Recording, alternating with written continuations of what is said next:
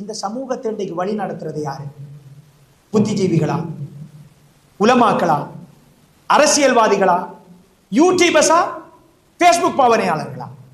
இந்த சமூகத்தை வழி நடாத்துகின்ற தலைமை தாங்குகின்றவர்கள் யார்?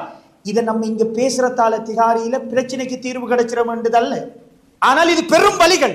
இது பத்தி சீரியஸா யோசிக்கணும்.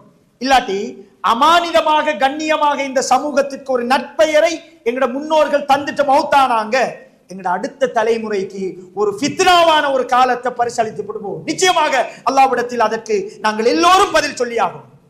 யார் வழி நடத்துறது? ஒரு ஆலிம் என்ன செய்வாரண்டா, உள்ள விஷயம் இது. நாங்க உலமாக்களோட பேசுறோம். சமூக வலைத்தள பாவனையாளர்கள் எதை சரி காண்றாங்களோ, எதை சீரியஸா எழுதி பேசுறாங்களோ அதுக்கு சார்பாகவே பேசணும் என்று நினைக்கிறாங்க. இந்த உம்மத்து வெற்றி அடையுமா சகோதரர்களே? இந்த சமூகத்தை வழிநடத்தக்கூடியவர்கள் இலங்கையில் இன்று சோசியல் மீடியாக்காரர்கள், எஃபி, யூடியூபர்ஸ், இவர்கள் தான் இந்த சமூகத்தை வழிநடத்தக்கூடிய ஒரு சூழல். அல்லாஹ் பாதுகாக்க வேண்டும். இது ஒரு ஆபத்தான ஒரு சமிச்சை. இந்த சமிச்சையை நாங்கள் மிக கவனமாக கையாள வேண்டிய ஒரு சூழல் இருக்குது.